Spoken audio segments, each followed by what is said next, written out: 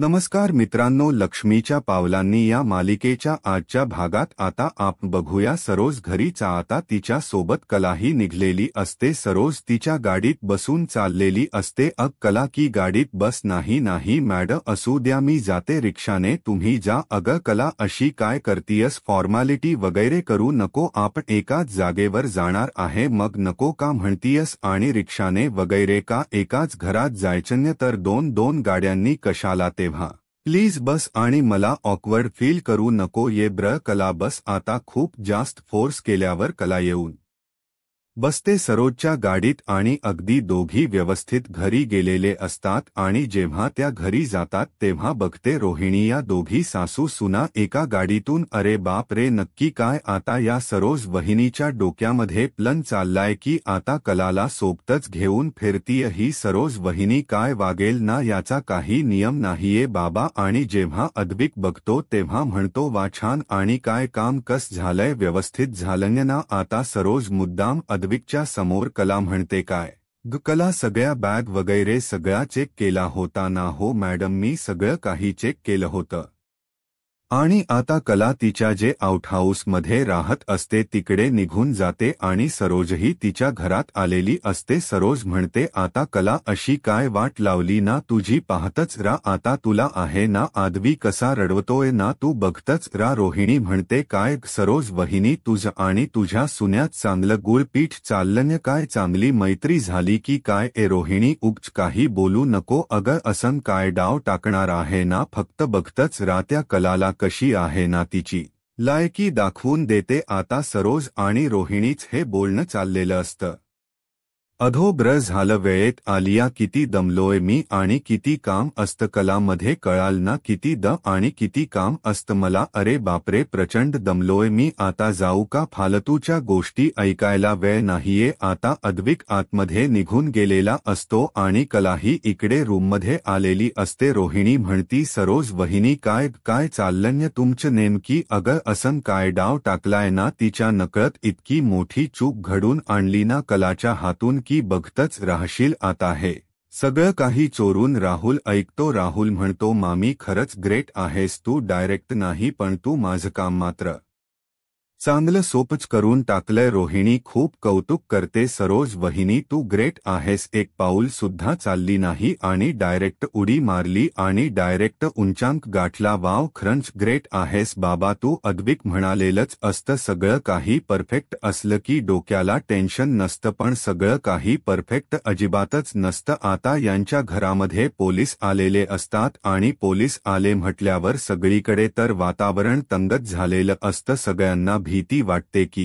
Police कशासाठी आले। कला बाहेर उभी असती, कला म्हणते हे पोलीस कशासाठी आले, नेमकी काय काम असणार आहे यांचं, कलाही कळत नाही की अचानक असे पोलीस आपल्याकडे कशाला आलेत। कला पोलिसांना म्हणते सर काही काम आहे का, आम्ही अद्विक चांदेकरला अटक करायला आलोय। अद्विक म्हणतो काय काय बोलताय साहेब तुम्ही, हो तुम्हाला अटक करायला आलोय। जेव्हा पोलीस म्हणतात की तुम्हाला अटक करायला आलोय तेव्हा सगळ्यांना मात्र धक्का बसलेला असतो आणि आश्चर्याने एकमेकाकडे सगळे बघत असतात की नेमकी अद्विकने असं काय केले की पोलीस डायरेक्ट घरी आलेत। कौस्त सारडा सरांची तुमच्याकडे ऑर्डर होती का, हो सारडा सरांनी मलाच ऑर्डर दिली होती, मग ती ऑर्डर खोटी आहे किंवा खोटे हिरे त्यांना तुम्ही दिलेत, खरे पैसे घेतलेत, खरे हियाचे पैसे तुम्ही घेतलेत पण खोटे हिरे त्यांच्या ताब्यात दिले, त्यामुळे त्यांनी तुमच्यावर केस लावली आणि म्हणूनच तुम्हाला मी अटक करायला आलोय, कळालं का मिस्टर अद्विक। आता मात्र सगळ्यांना धक्का बसतो, अद्विक असे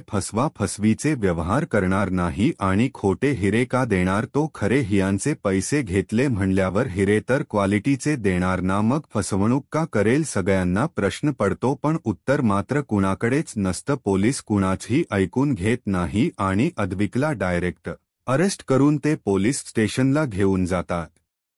अद्विकला मात्र पोलिसांनी पकडून नेलेल असतं. रोजकाला खूप शॉकमध्ये असतात. त्यांना खरंच धक्का बसलेला असतो. राहुलला, नैनाला आणि रोहिणीला मात्र खूप आनंद झालेला असतो. बिचाया रजनीला सुद्धा खूप वाईट वाटत आणि आबांची हालत खूप खूप म्हणजे खूप बेकार झालेली असते. अग देवी आई, काय चाललंय हे? काय चुकलंय असन की माझ्या आद्विकला असं पकडून नेलं? माझ्या आद्विक कशाच्याही बाबतीत कधीच कॉम्प्रोमाइज करत नाही आणि तो असं खोटेपणा करणं शक्यच नाहीये. त्यामुळे काहीतरी कुठेतरी पाणी मुरतंय आणि ते तर आपल्याला बघायलाच लागणार. अरे देवी आई, माझा आदवी एकटाच गेलाय. खरंच लेकराचे काय हाल होतील आता. आबांच्या जिवारी इतका घोर लागलेला असतो आणि आबा खूप काळजी करत असतात. सरोज म्हणते, आबा मला असं वाटते की मी लगेच पोलीस स्टेशनला गेल पाहिजे. कला म्हणते, मॅडम मी सुद्धा तुमच्या सोबत येणार आहे. सरोज कसलाही विचार करत नाही आणि कला म्हणते, ब्र ठीक आहे चल माझ्यासोबत. रोहिणी आता सरोजकडे बघायला लागलेली असते. ही काय एवढी हिच्या पुढे पुढे करती आणि ही येते म्हटली ती लगेच येऊ देते तिला. नक्की या सरोजच्या डोक्यात चालले तरी सरोज म्हणते, एक महत्वाचा फोन करायचा आहे तेवढा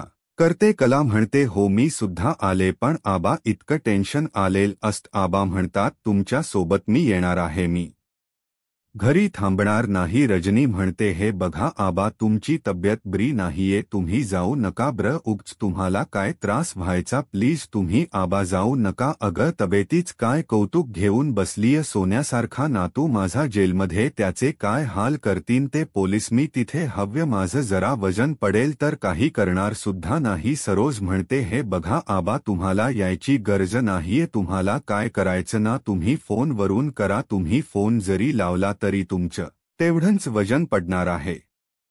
तिथे येऊन उगच तुम्ही त्रास सहन करू नका आणि तिथेच वातावरण तुम्हाला अजिबातच सूट होणार नाहीये. त्यामुळे प्लीज आबा तुम्ही इथेच राहा. आता सरोजने रजनीने सगळ्यांना सांगितलेलं असतं की आबा तुम्ही जाऊन दगदग करू नका. काय फोनवर करायच कॉन्टॅक्ट ते इथूनच करा. अद्विकला काही त्रास होणार नाही. मी आहे ना, मी स्वतः चालली. आता सरोज आणि कला लगेच गेलेले असतात पोलीस स्टेशनमध्ये. घरात आता रजनीला इतकं वाईट वाटलेलं असतं. तिच्या मुलासारखा असतो आणि तोही तिला आईसारखंच प्रेम करत असतो. त्यामुळे रजनीला खरंच धक्काच बसलेला असतो. आबांना आता इतका त्रास झालेला असतो की हा धक्का आबा सहनच करू शकत नाही. रजनी मात्र बिचारी आता आबांची काळजी घेण्यासाठी थांबलेली असते आणि कलाने तिला सांगितलेलं सुद्धा असतं की तुम्ही इथे थांबा आणि आबांची काळजी घ्या, कारण आबांना आता काय ब्र वाटणार नाही हे तर मला माहितीच आहे. त्यामुळे प्लीज रजनी काकी तुम्ही आबांचीच काळजी घ्या, बाकी काही सुद्धा करू नका. तिथे काय होतं काय नाही आम्ही दोघी जातो आणि तुम्हाला कंटिन्यू फोन करून सगळे अपडेट देत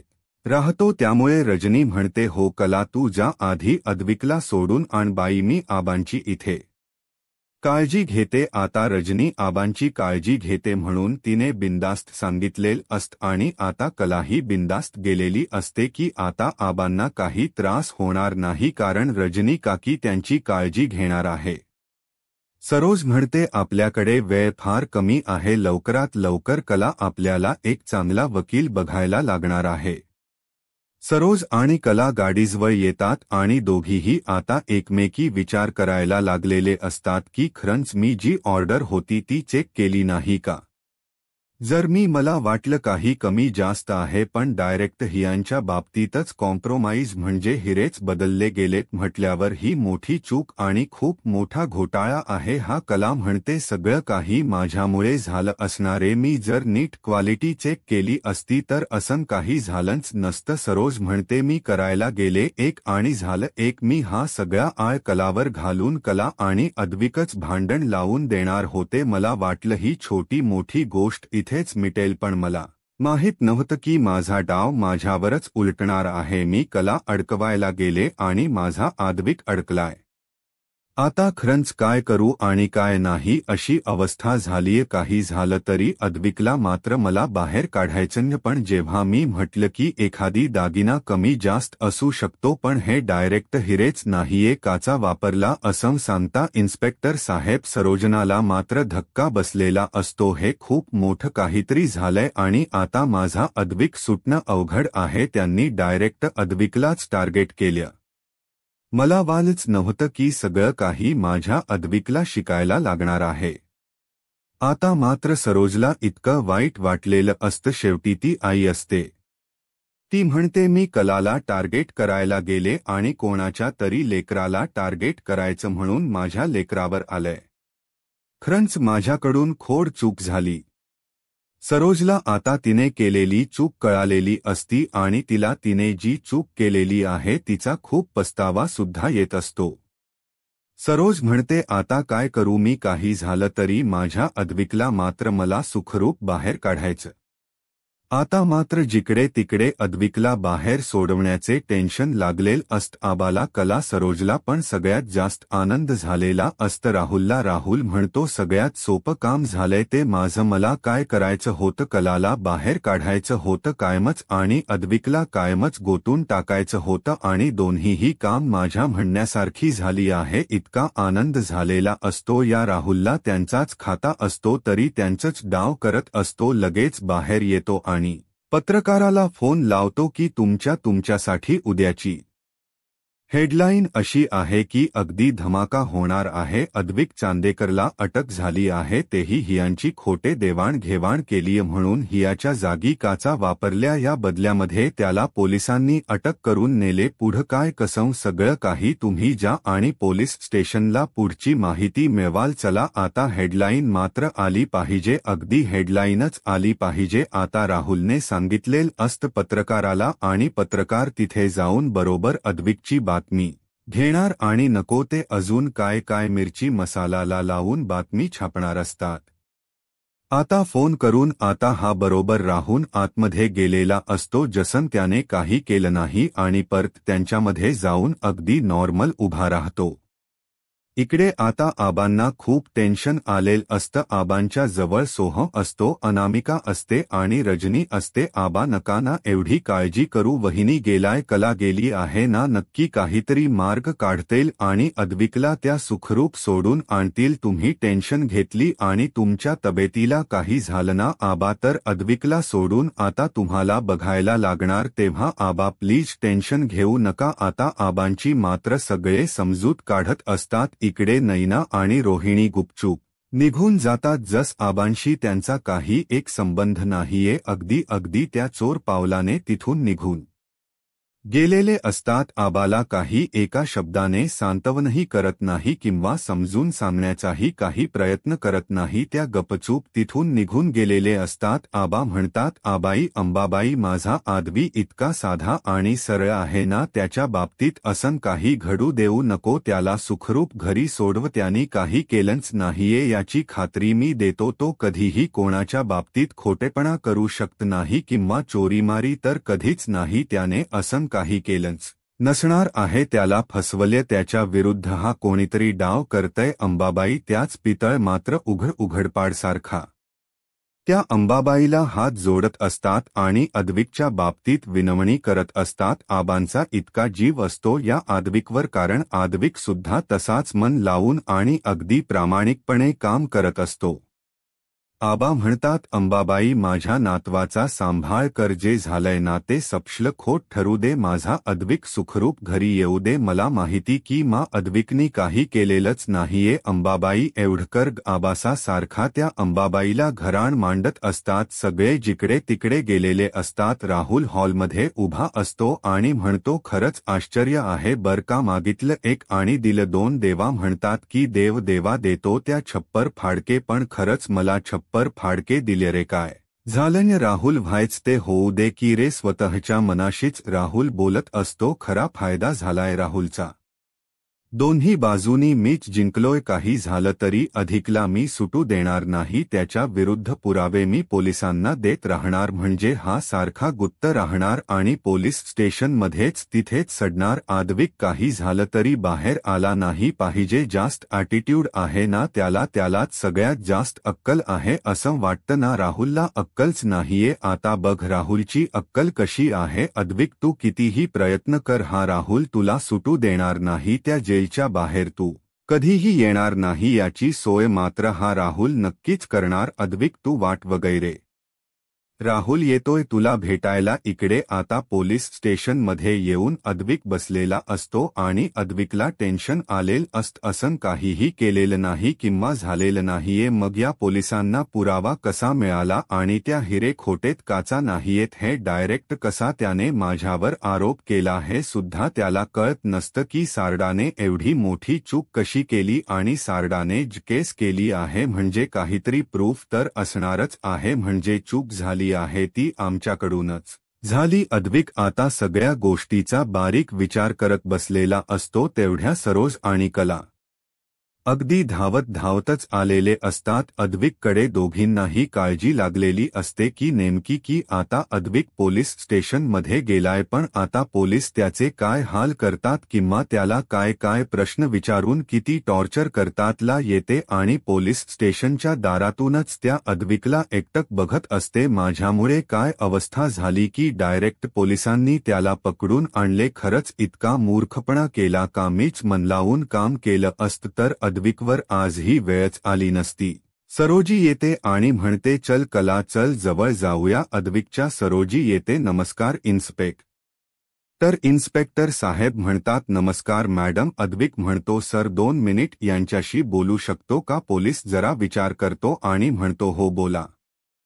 आता अद्विक कला जरा लांब आणतो आणि तिला विचारपूस करतो. म्हणतो कला तुला ऑफिसमध्ये काय काय काम करायचं ते सगळं काही तुला सांगितलं होतं, तू नीट ऐकलं होतं का. मी तुला काय काम कसं करायला लावलं होतं हे बघ. तुला मी म्हटलं होतं माझं काम सगळ्यात महत्त्वाचं आणि काळजीपूर्वक आहे. घरातलं काम एक वेळ नाही झालं तर घरातली लोक ॲडजस्ट करतात किंवा ते सांभाळून सुद्धा घेतात, पण बाहेरचं काम जर व्यवस्थित झालं नाही तर बाहेरचे लोक ॲडजस्ट करत नाही आणि सांभाळून सुद्धा घेत नाही.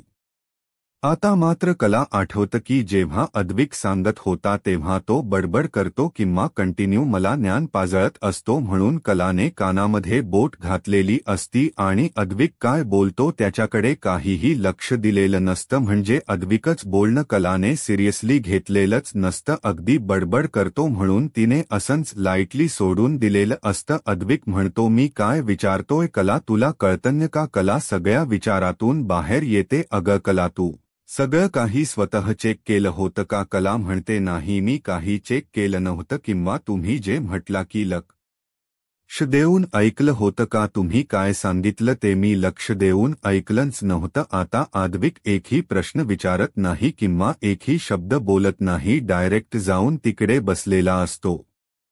आता कलाने सिरियसली काही ऐकलेलंच नसतं म्हणल्यावर सिरियसली ती काय घेणार हे अद्विकला माहिती असतं आणि सगळा काही घोळ झालाय तो कलाकडून झाला हे बरोबर कन्फर्म झालेलं असतं. त्यामुळे अद्विक चिडलेला असतो, पण आता वेळ अशी असते की चिडावा अशी त्याच्यावर वेळच नसते की तिने कुणावर तरी चिडावं, कारण स्वतःवर आता पोलीस स्टेशनमध्ये येऊन बसण्याची वेळ आलेली असती. अद्विक अगदी मत घेतो आणि गपचूप तिकडे जाऊन पोलिसांच्या समोर जाऊन बसतो. कलाला मात्र खूप गिल्टी फील होत असतं की सगळं काही चाललंय हे माझ्यामुळे चाललंय. मी जर हलगर्जीपणा केला नसता तर आज अद्विक इथे नसता. मी काळजीपूर्वक काम जर केलं असतं, अद्विक म्हणणं ऐकलं असतं की खरंच मन लावून काम करायचं तर अद्विक आज पोलीस स्टेशनमध्ये नसता. कलाला स्वतः जी चूक केली आहे त्याच्याबद्दल खरंच राहून वाईट वाटत असतं आणि सारखी तीच गोष्ट कला आठवत असते. सरोज म्हणते सर तुम्ही म्हणाला होता की पोलीस स्टेशनला आल्यावर सगळे पुरावे दाखवता का. पुरावे हो मॅडम आहेत की आमच्याकडे पुरावे.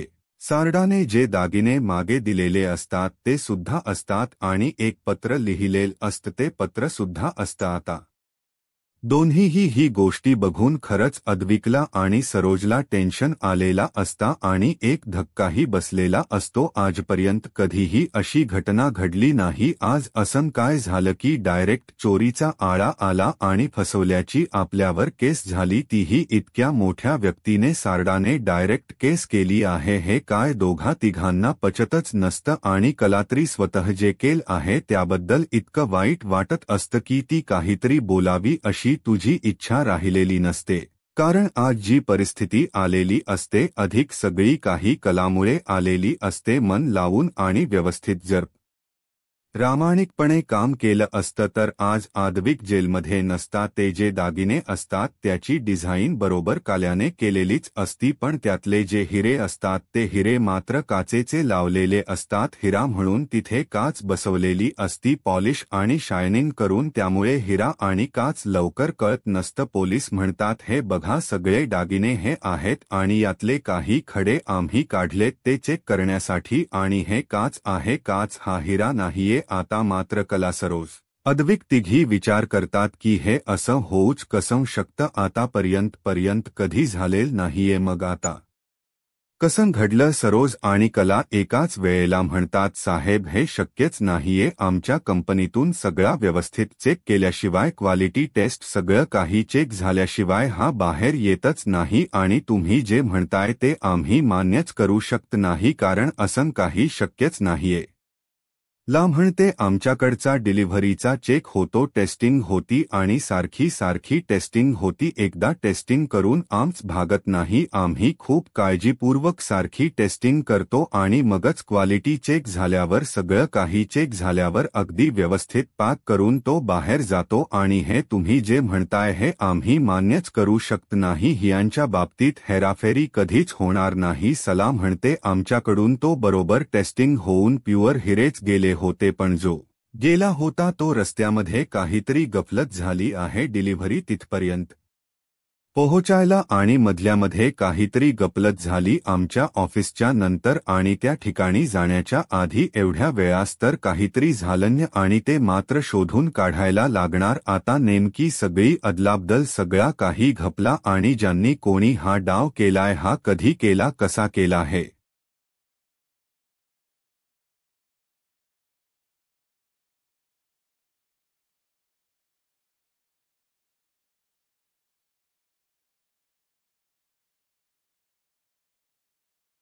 शोधून काढायला लागणार. आमच्या ऑफिसमधून 100 मी खात्री देते असं काही झालेलं नाहीये सर, माझ्यावर विश्वास ठेवा. खूप वेळा आमच्या ऑफिसमध्ये क्वालिटी चेक करतात आणि मगच आम्ही बाहेर पाठवतो, त्यामुळे हे जे बोलताय तुम्ही यावर मी कधीही विश्वास ठेवू शकत नाही. मला स्वतःला माहिती आहे प्रत्येक जण अगदी प्रामाणिकपणे काम करतो, कारण काम हे इतकं रिस्की असतं आणि कधीही असं होणार नाही यासाठी आम्ही खूप दखल घेतलेली असती. आमच्याकडनं सगळी तपासणी होते सर, प्लीज तुम्ही विश्वास ठेवा. अद्विक म्हणतो खरे दागिने नक्की तू चेक केले होतेस का? आता खरे मात्र शांत बसते, कारण तिने दागिने काय स्वतः चेक केलेले नसतातच. सरोज म्हणते हो तिनेच चेक केले होते, मी होते तिथे. आद्विक उभं मी स्वतः बघितलं. जेव्हा सरोज म्हणते की मी स्वतः तिथे उभी होते आणि तिने चेक केलं होत. आद्विक मी सांगतीये ना तुला. कला म्हणते सरोज मॅडम माझी बाजू का घेताय आणि माझ्या बाजूने बोलण्याचा का प्रयत्न करतात, मला का वाचवताय त्या? सरोज मॅडमच नेमकी काय चाललंय ना मला वागणंच कळत नाहीये. सकाळी सुद्धा मला त्यांनी लिफ्ट दिली, आता सुद्धा जेव्हा आदिक मला प्रश्न विचारतोय की जी गोष्ट मी केलीच नाहीये ती अगदी ठामपणे सांगताय की हो चेक केलं होतं, आणि जेव्हा कला चेक करत होती तेव्हा तिच्याच्या जवळ मी उभी, हे ठामपणे एवढं काय सांगून मला का वाचवताय? कलाला मोठा प्रश्न पडलेला असतो. सरोज मॅडमला मी 1 मिनिटही सहन होत नाही आणि डायरेक्ट माझ्या बाजूने ते बोलताय, तेही अद्विक समोर, आणि सरळ खोट्या मला का वाचवताय? आता कलाला खरंच प्रश्न पडलेला असतो. तो प्रश्न आपल्यालाही पडलेलाच आहे की सरोज तिला अगदी सहनच करत नाही आणि तिच्या बाजूने कसं बोलती अद्विक जवळ. आता सरोज सुद्धा कलाकडे बघते, कारण कला तिच्याकडे आश्चर्य होऊन बघत असते. सर्ज तिच्याकडे बघते आणि परत खाली बघून घेते.